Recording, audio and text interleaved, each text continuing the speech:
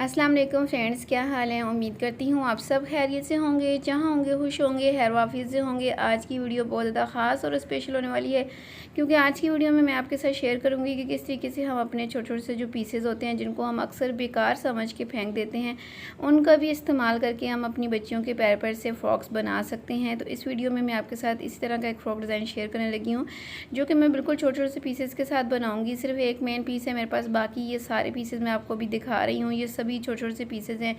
तो इनका हमें इस्तेमाल करके तकरीबन 1.5 साल की बच्ची का ना बहुत प्यारा सा फ्रॉक डिज़ाइन आपके साथ शेयर करने लगी हूँ। पीसेस बहुत ज़्यादा इरेगुलर शेप में हैं, बिल्कुल भी आइडिया नहीं हो सकता था कि स्टार्टिंग में कि मैं इसको क्या बनाऊँगी, किस तरीके से यूज़ करूँगी। लेकिन वही बात है ना, जब हम काम करने लगते हैं तो आइडिया खुद ही आने लग जाते हैं, आइडियाज़ हमारे माइंड में। कोशिश करनी चाहिए, इंशाल्लाह कामयाबी ज़रूर मिलती है। तो अब यहाँ पे स्टार्ट करते हैं। सबसे पहले तो मेन पीस को मैंने साइड पे कर लिया। अब ये छोटे छोटे से जो पीसेस हैं ना, पहले मैंने इन्हीं पीसेस से स्टार्ट करना है, ठीक है। तो पहले मैं अपनी जो योक होता है ना, योक पार्ट होता है पेटी, वो निकालूंगी और फ्रंट और बैक की अलग अलग निकालूंगी, क्योंकि यहाँ पे पीसेस ही इस हिसाब से हैं कि मैं दोनों को ऊपर नीचे रख के एक साथ कट नहीं कर सकती। तो मैं सिर्फ यहाँ पे पहले एक पीस के लिए यानी फ्रंट साइड के लिए निकाल रही हूँ। चौड़ाई जो है वो मैंने 14 इंचज़ ली है, और ऊपर से ये जो पीस है ना, मैंने जहाँ तक मेरा शोल्डर कंप्लीट आ रहा था ना, वहाँ तक मैंने मार्क किया है। तो ये 6 इंचज़ बन रहे हैं इस पीस की टोटल लंबाई, ठीक है। तो मैं 6 इंचज़ पर ही मार्क कर लेती हूँ, यानी इसकी इतनी ही लंबाई रख लेती हूँ। बाद में मैं इसकी जो पेटी की लंबाई है ना, वो कंप्लीट करने के लिए मज़ीद इसके अंदर पीस ऐड कर लूँगी। तो शोल्डर का मैंने मार्क कर लिया है 4 इंच पे, और 4.5 इंच में इसका आर्म होल ले रही हूँ, यहाँ पे मार्किंग की है। चेस्ट जो है वो मैं जो है ना वो कटिंग के हिसाब से निशान लगा रही हूँ, 7 इंचज़ पे लगा रही हूँ। 6 इंचज़ मुझे तैयार चाहिए, ठीक है। 1 इंच एक्स्ट्रा पे मैंने निशान भी लगा लिया। अब मैंने यहाँ पे आर्म होल की शेप बना ली है। अब जितनी मार्किंग मैंने की हुई है, पहले मैं इसकी कटिंग कर लेती हूँ। अगर आपके पास इस तरह के छोटे छोटे से पीसेस मौजूद हों तो उनको बिल्कुल भी बेकार समझ के फेंका मत करें, उनको इस तरीके से इस्तेमाल में लाया करें। ज़रूरी नहीं है कि आप बड़ा फैब्रिक ही लेके तो उसके ऊपर ही बहुत प्यारी सी डिज़ाइनिंग कर सकती हैं। आप इस तरह के पीसेस को भी इस्तेमाल कर सकती हैं। अब ये वाला जो बॉर्डर मैंने आपको दिखाया था ना, ये मैं अपनी पेटी के नीचे वाले हिस्से पर लगा के ना, तो इसकी जो लंबाई है वो कम्प्लीट कर लूँगी। अगर मैं ये बॉर्डर यहाँ पर लास्ट में लगाती हूँ ना, तो इसकी जो लंबाई है ना, वो तैयार लंबाई से भी ज़्यादा बड़ी हो रही है। तो मुझे जो लंबाई चाहिए ना, उस हिसाब से मैं इसको करूँगी। अब ये देखें, अगर मैं इसको यहाँ पे आपस में ज्वाइन करूँगी तो इसकी लंबाई जो है वो 9 इंच आ रही है, ठीक है। लेकिन मुझे जो लंबाई रखनी है वो मुझे सिर्फ 8 इंच तक रखनी है, ठीक है। 1.5 साल की बच्ची के हिसाब से ही मैंने इसकी योक बनानी है, इतना काफ़ी है यहाँ पे अगर मैं इसको स्टिच करूँगी। अब मैंने बैक पार्ट के लिए जो है ना वो पीस लेने हैं। पहले ये वाला पीस लूँगी, इसकी चौड़ाई पहले यहाँ पे सेट कर लेती हूँ, और इसके बाद ये देखिए डबल में फोल्ड करने के बाद इसकी चौड़ाई कम लग रही है। तो चौड़ाई को कंप्लीट करने के लिए मैं यहाँ पे ये वाली जो पीसेस है ना, ये वाले डाल लेती हूँ, ठीक है। आप चाहें तो कुछ छोटे पीस भी डाल सकते हैं, लेकिन मैंने यहाँ पे स्लीव्स जो है ना वो फ्रिल वाले बनाने हैं, अलग से कोई बड़े वाले स्लीव्स नहीं बनाने, इसलिए ये वाला पीस मैंने यहाँ पर डाल लिया है। अब मुझे जितनी पेटी की लंबाई चाहिए ना, वो यहाँ से कट कर लेती हूँ। चौड़ाई तो मैं इन पीसेस को जोड़ने के बाद ही कट करूँगी, ठीक है। 8 इंचज़ पे मैंने लंबाई का निशान लगा लेना है इन दोनों पीसेस पे, ठीक है। और यहाँ पे लंबाई वाली साइड से ना पहले मैं इसको कट करके अलहदा कर लेती हूँ। जो बिगनर्स हैं ना, वो मेरी इन वीडियोस को लाजमी देखा करें, ताकि आपके घर में भी अगर इस तरह के पीसेस मौजूद हों तो आप उन्हीं से स्टार्ट करें सिलाई, ताकि आपका हाथ भी सीधा हो सके और पीसेस भी जो है ना वो अच्छे तरीके से इस्तेमाल में आ सके। अब इनको आपस में मैंने जोड़ लेना है पीसेस को, और ये जो पेटी वाला पीस है ना, इसको भी आपस में मैंने पहले जोड़ लेना है। ये सारे जो पीसेस हैं ना पहले मैं जोड़ लेती हूँ, उसके बाद मैं बैक पार्ट की भी कटिंग फ्रंट के मुताबिक कर लूँगी। तो ये देखिए मैंने बैक पार्ट के पीसेस जोड़ के फ्रंट को उसके ऊपर मैंने बिछा लिया है, और अब फ्रंट पेटी के हिसाब से मैं बैक पेटी जो है ना उसकी भी कटिंग कर रही हूँ। अलग से मैंने मेजरमेंट नहीं किया, जस्ट मैंने फ्रंट साइड को बैक के ऊपर रखा है और उसके बराबर ही मैंने कटिंग कर लिया। अब गले के लिए मार्किंग करते हैं। तो गला जो है वो मैं 1.5 इंच की चौड़ाई रखूँगी। 1.5 से 1.25 साल तक की जो बच्ची होती है उसका यही साइज़ होता है गले का। गला बहुत बड़ा नहीं बनाना चाहिए। अगर आपकी बच्ची को गला पूरा ना आए तो आप बैक पे कट लगा सकती हैं, जो कि मैं भी आपको लगाने का तरीका बता रही हूँ। अच्छा, फ्रंट का गला जो है वो मैंने 1 इंच तक मज़ीद डीप किया है, गहरा किया है, और इसकी अब लंबाई जो फ्रंट साइड के गले की है ना, वो 2.5 इंच तक आ गई है, ठीक है। बैक के गले की कटिंग करने के बाद मैंने फ्रंट गले को उठा के तो इसकी भी कटिंग कर ली है। और अब जो बैक पार्ट है ना, वहाँ पे हम सेंटर में एक कट लगाते हैं, ताकि छोटा जो गला है ना वो बच्ची को पहनाने में मुश्किल पेश ना आए। अच्छा, यहाँ पे मैंने पेटी की कटिंग भी कर ली है। अब मैं घेर की तरफ चलती हूँ। तो घेर का ये वाला जो पीस है, इसको मैं फिर से 4 फोल्ड करके बिछा लेती हूँ, ठीक है। ये मैंने चुनट्स वाला घेर नहीं बनाना है, इसको ए लाइन शेप में इस घेर को तैयार करना है। अच्छा, इसकी लंबाई भी काफ़ी ज़्यादा है तो मुझे इतनी लंबाई नहीं रखनी, मुझे तकरीबन 19 से 20 इंच तक लंबाई रखनी है। तो ये जो बाकी का एक्स्ट्रा फैब्रिक है ना, ऊपर वाली साइड से ये कट कर देती हूँ। ये जो पीस निकला है ना, ये स्लीव्स के लिए काम आएगा।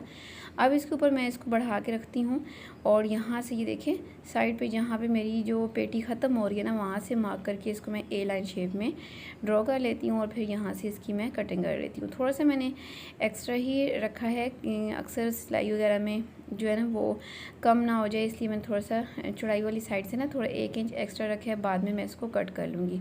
तो कुछ इस तरीके से हम इसको खोल के रखेंगे और फिर ऊपर वाली जो योक पार्ट है ना, ऐसे हम इसके साथ जोड़ेंगे तो कुछ इस तरह की ये शेप इसकी आ जाएगी। अब ये जो फ्रिल मैंने आपको जो पट्टी मैंने आपको स्टार्टिंग में दिखाई थी, इसके बाद साथ मैंने फ्रिल बनानी है। लेकिन फ्रिल जो है वो मैं किस तरीके से बनाऊंगी ये आपको बताती हूँ। 4 इंच की इसकी चौड़ाई है और ये फोल्डेड है तो उसकी चौड़ाई जो है वो 23 इंच है। खोलने के बाद 46 इंचज़ आ जाएगी इसकी चौड़ाई। ये भी मैंने इस्तेमाल करना है फ्रिल बना के। अब ये वाला जो पीस घेर के ऊपर वाली साइड से निकला है ना, ये भी हम स्लीव्स के अंदर ऐड करेंगे। सबसे पहले तो मैं स्टिचिंग में जो बैक पार्ट पे मैंने कट लगाया ना, उसके ऊपर मैंने इसकी बराबर की पट्टी कट करके लगानी है और फिर पट्टी लगा लेने के बाद इसको बैक पे पलट के सिलाई कर लूँगी और फिर मैंने फ्रंट और बैक को ऊपर नीचे रख के शोल्डर की सिलाई जो है ना वो लगा लेनी है। शोल्डर की सिलाई लगाने के साथ साथ पट्टी लगा के तो मैंने योक पार्ट को साइड पे करना है, ठीक है।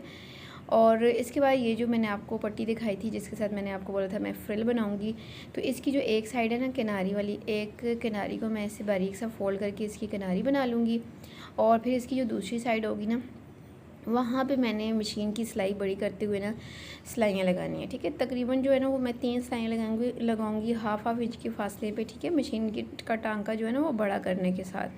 तो ये देखिए मैंने 3 सिलाइयाँ लगा ली हैं, ठीक है। और अब जो नीचे वाला धागा होता है ना, जो हम नीचे वाली साइड पे भरते हैं, वो वाला नीचे वाला धागा हमने खींचना है। तीनों धागों को मैंने ऐसे पकड़ लेना है और ऐसे आराम आराम से इसको ना खींचते जाना है और इसकी चुनट्स बनाते जाना है, ठीक है।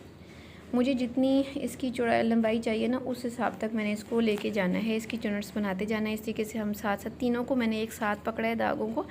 आप भी जब इस तरह की चुनट्स बनाए ना, तो जितने भी आप सिलाइयाँ लगाएं, सारे जो धागे होते हैं ना उनको एक साथ पकड़ के खींचेंगे तो बहुत अच्छे से ये खींचेंगे। और पूरी राउंड शेप में जितने गले की चौड़ाई है ना, उस हिसाब से मैंने ये देखिए इसको धागे को खींच के तो बराबर कर लिया है, ठीक है। अब इसको मैंने बिल्कुल सीधी साइड पे रखना है, ठीक है। और इस तरीके से किनारे किनारे पे इसकी मैंने सिलाई लगा लेनी है। तो ये देखिए सीधी साइड पे रख के इसके किनारे किनारे पे मैंने सिलाई लगा ली है। बैक से भी मैंने फ्रिल को जो है वो आपस में जोड़ लिया है। अब मैंने अपनी जो पेटी है ना उसको उल्टा करके रखना है और गले के ऊपर और रेप पट्टी जैसे हम नॉर्मल लगाते हैं ना, तो सीधी साइड पे पलट के तो इसकी पाइपन बनाते हैं। सेम उसी तरीके से मैं इसको बैक पे रख के तो इसकी यहाँ पे पाइपन बना लेती हूँ। तो पाइपन जो है वो मैंने यहाँ पे इस तरीके से बना लिया। ये देखिए थोड़ी सी चौड़ी पाइपन बनाई है, आप चाहे तो बारीक भी बना सकते हैं। इसमें चौड़ी पाइपन ज़्यादा अच्छी लग रही थी तो मैंने चौड़ी ही बना ली है। पाइपन बनाने के साथ गला हमारा जो है ना वो तैयार हो गया है। तो अब जो घेर वाले पार्ट्स हैं ना वो मैंने यहाँ पे स्टिच करने हैं। अच्छा, घेर में चुनट्स नहीं है, जो एक्स्ट्रा फैब्रिक होगा ना थोड़ा बहुत, उसको मैंने दोनों साइडों पे बाहर ही निकालना है, ठीक है। तो घेर जो है वो मैंने इस तरीके से स्टिच कर लेने हैं। घेर को स्टिच कर लेने के बाद ये देखिए कुछ इस तरीके से इसकी लुक आ गई है। फ्रंट बैक की दोनों घेर मैंने स्टिच कर लिए हैं। अब इसकी स्लीव्स रह गई हैं, इसकी फ़िटिंग और इसका दामन रह गया है। तो जो है फ़िटिंग की जो सिलाई है ना वो यहाँ पे हमने लगानी है। लेकिन उससे पहले जो है ना वो मैं यहाँ पे एक और काम करूँगी। जो मैंने आपको स्टार्टिंग में लेस दिखाई थी ना, वो मैं यहाँ पे रख के लगा लूँगी, ठीक है। लेस को भी देखना पड़ता है। ये भी मेरे पास पीस बचा हुआ था कि ये कहाँ पे एडजस्ट होकर पूरा आ रहा है। मैंने गले पे चेक किया था, ये गले से थोड़ा ज़्यादा था, लेकिन जो बचा था पीस वो करामद ना होता, इसलिए मैंने छोड़ दिया, गले पे नहीं लगाया। अब यहाँ पे इसको मैं 2 लेयर्स में लगा के फिर फिटिंग की सिलाई और इसकी दामन की भी फोल्डिंग करूँगी। लेकिन उससे पहले मैं इसकी स्लीव्स के ऊपर ये जो 2 मेरे पास पट्टियाँ हैं ना, ये वाली लूँगी और स्लीव्स के ऊपर भी मैंने फ्रिल लगानी है। लेकिन इसी तरीके से सीधी फ्रिल नहीं लगानी, स्लीव्स के हिसाब से इसकी कटिंग करके लगाऊंगी, तभी जो है ना वो स्लीव्स के ऊपर फ्रिल लगी हुई ज़्यादा अच्छी लगेगी। जब भी आप फ्रिल वाली स्लीव्स बनाएं तो स्लीव्स की तरह इसकी कटिंग लाजमी किया करें, वरना इसकी जो शेप है ना वो अच्छी बिल्कुल भी नहीं आती है। तो यहाँ भी देखिए हम फ्रिल को कैसे अटैच करेंगे। फ्रिल के सेंटर में मैंने जो है ना वो कट लगा लिया है। अब हमें एक साइड से ही लगा के लाएंगे, लेकिन सेंटर में हमने बहुत सारी इसकी चुनट्स बनानी है और दोनों साइडों पे इस तरीके से इसको कंप्लीट बराबर में स्टिच कर लेना है। और फिर इसकी जो फिटिंग की सिलाई वगैरह है ना वो लगा के इसकी फ़ाइनल लुक मैं भी आपको दिखाती हूँ। तो तो यहाँ पे ये देखिए हमारी फ़्रॉक जो है वो माशाल्लाह से बन के तैयार हो गई है। ये फ्रंट का गला है, बैक का भी सेम मैंने आपको दिखाया है जैसे बनाया है। और स्लीव्स के ऊपर ये देखिए फ्रिल इस तरह से लगी हुई बहुत ज़्यादा प्यारी लगती है। नीचे से चौड़ाई इसकी कम कर दे तो ये इसकी जो लुक है ना ये बहुत ज़्यादा अच्छी आती है। ये देखें तो माशाल्लाह से जो फ़्रॉक है ना वो बन के तैयार हो गया है और देखने में ये बहुत ज़्यादा प्यारा लग रहा है। जब स्टार्टिंग में मैंने पीसेस देखे तो मुझे बिल्कुल भी अंदाज़ा नहीं हो रहा था कि मैं इसके साथ क्या डिज़ाइन बनाऊँ, किस तरीके से मैं डिज़ाइन करूँगी, मुझे बिल्कुल भी आइडिया नहीं था। लेकिन स्टिच करते करते साथ साथ ना आइडियाज़ खुद ही माइंड में आते रहते हैं। तो आपके पास भी इस तरह के पीसेस हो तो उनको बेकार समझ के फेंकने की गलती कभी भी मत कीजिएगा, क्योंकि महंगाई के इस दौर में इस तरह की पीसेस को जोड़ के अगर हम अपनी बच्चियों की ड्रेस बना सकते हैं तो ये हमारे लिए बहुत ज़्यादा फ़ायदेमंद है। ज़रूर अपनी बच्चियों के इस तरह के ड्रेसेस घर पे बनाया करें। ये ड्रेसेस एक तो पायदार होते हैं, हम खुद स्टिच करते हैं, मज़बूती के साथ हम इनकी सिलाइयाँ लगाते हैं, सब कुछ करते हैं। उसके अलावा जो फैब्रिक होता है वो हमारे अपने ही ब्रांडेड कपड़ों का बचा होता है, ठीक है। तो जो फ़्रॉक है वो हम अपनी बच्ची को ज़्यादा अरसे तक पहना सकते हैं, कपड़ा भी बिल्कुल ख़राब होने का नहीं होता है, मज़बूती से सिलाई भी किया होता है। और ज़रूर इस तरह के आप अपनी बच्चियों को ना ड्रेस घर पे बना के पहनाया करें। इस तरह के और भी ड्रेसेस आपको देखने हों बचे हुए पीसेस के साथ तो मेरे चैनल पे आप विज़िट करें। मैंने अलग से प्लेलिस्ट बनाई हुई है baby frock design with left over pieces के नाम से, ज़रूर विज़िट कीजिएगा। अपना ख्याल रखिएगा, दुआ में याद रखिएगा। अल्लाह।